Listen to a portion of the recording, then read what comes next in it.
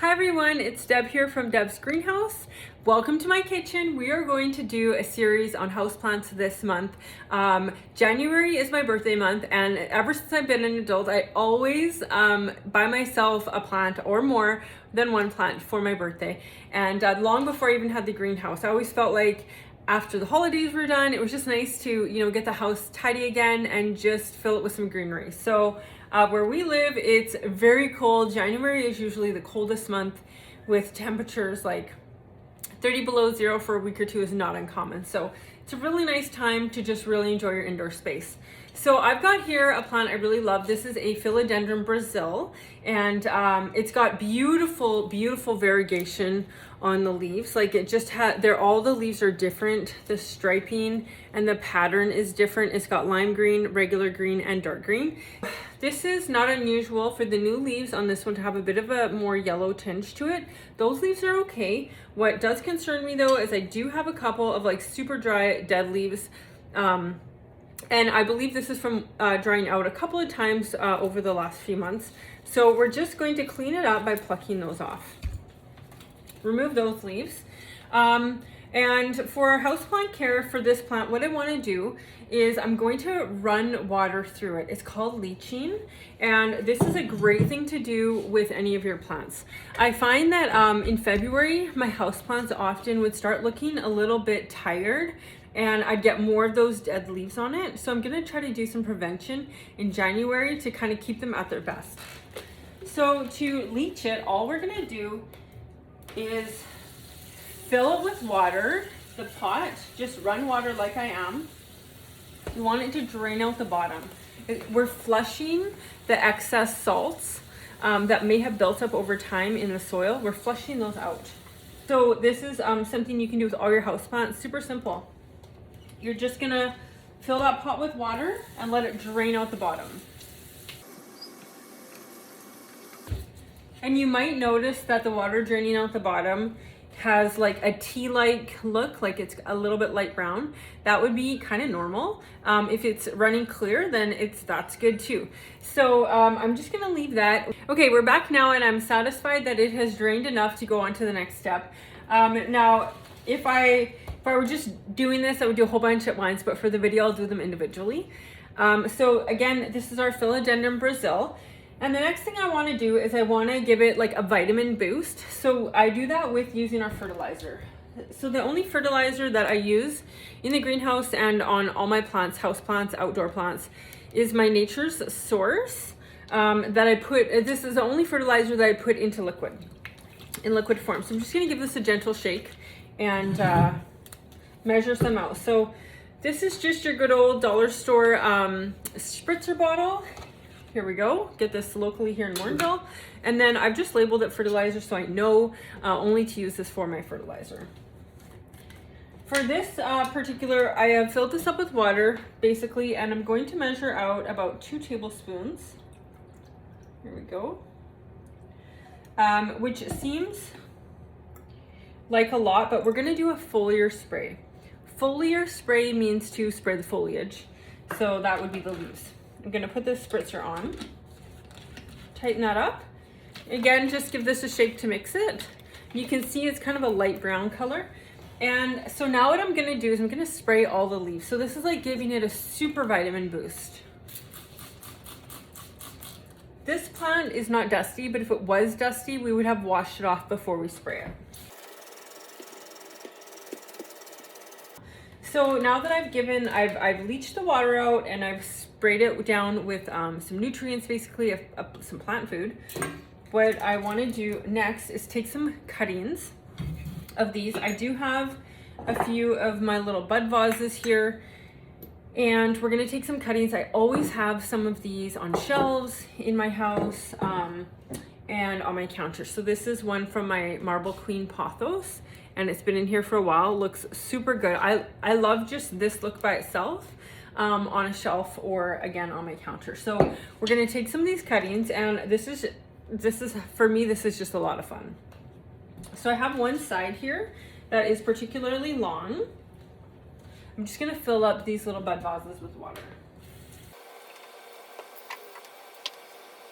Okay, so now I've got 4 of these. I also want to say this is a really good time when you are cleaning your plant, giving it just that little bit of extra care, especially this time of year. It's really good to check for bugs. I did check this plant. I don't see any bugs.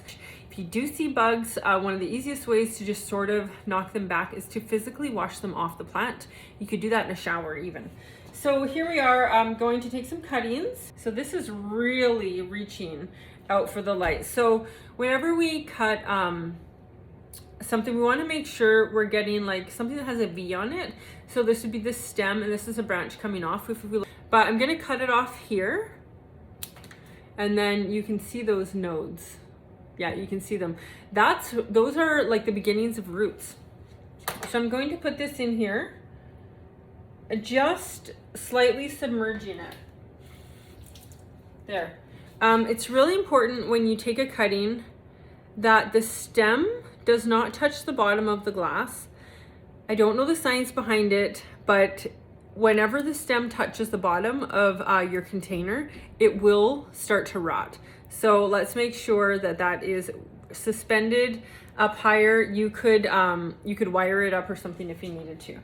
So I'm gonna take a few more cuttings. It's totally fine, I feel like, to take another one here on the same end, and I'm going to put that one in there. It's just, again, suspended in the middle of the jar. The roots should form right away because we've got those little nubs underwater. And this does not look like much right now, but they will make roots. Okay, so I'm gonna leave these to root. It'll be a couple of weeks. And really, that's all you have to do is just put them in the jar, make sure they're suspended, and leave them. The next thing I want to do is I want to take this pot out. I want to take off this hanger. I'm not a fan of having a plastic hanger in my house. I just want to elevate the look of it. And I've got a spot I want to hang it. So I've got this beautiful planter here. This is one of our fancy metal hanging baskets. Does have a cocoa liner in it. I'm not going to take it out of the plastic pot, but I am just going to put it into the other pot. So let's come a little closer and take a look at that. Hold on a sec. Okay, so I'm just going to take the hanger off of this pot. So now we are left with just this little pot. I would say this is probably like an 8-inch or a 10-inch pot. Set that down. And put this here in the sink. I just don't want it falling over. So the cocoa liner is just decoration, whether you're using it indoors or outdoors.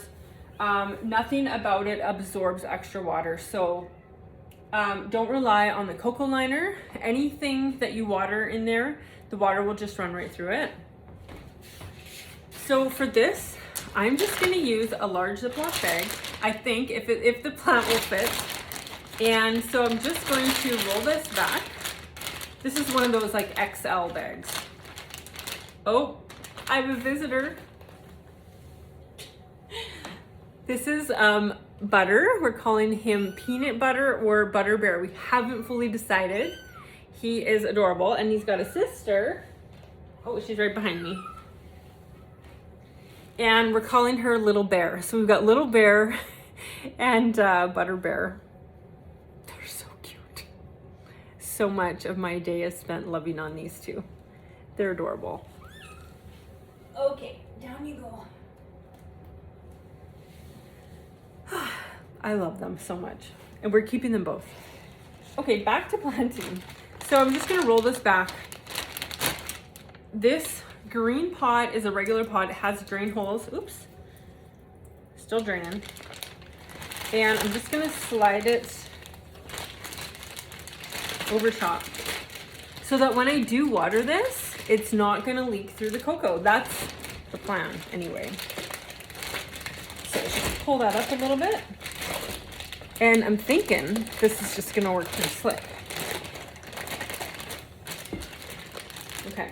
And then it is easy if I over water it, which would never happen because I'm always kind of behind watering instead of ahead of watering in here.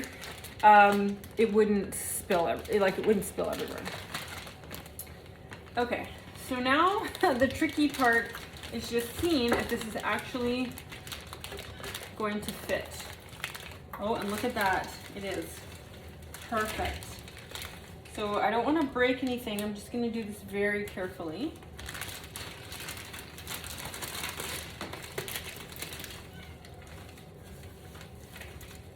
I definitely want vines spilling out each side.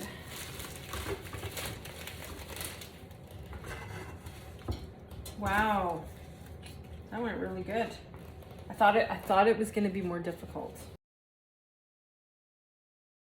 I'm just going to adjust the cocoa a little bit here so you can't see the plastic. We do have the white pots available as well if you're looking for a white pot. And I'm going to make a houseplant care kit. So we'll have a few options depending on what you need. Okay, you want to make sure it's level. I had one plant that was drying out a lot, and I had noticed that the pot wasn't level. So when I watered it, it was tipped a bit and water would just flow out the side instead of kind of soaking in. So this feels really good. Because I gave it a heavy dose of leaching, I'm not going to water it right now. But let's take a look at this. Well, hello, little bear. Okay. So here, that looks super. I'm going to go hang it in my living room. It's low light in there, but the room is flooded. Like there's windows and doors in there, but it's not going to be in direct light, which is totally fine for this Philodendron Brasil. It'd be similar lighting to what it had in my dining room. A room flooded with light, but not directly on it.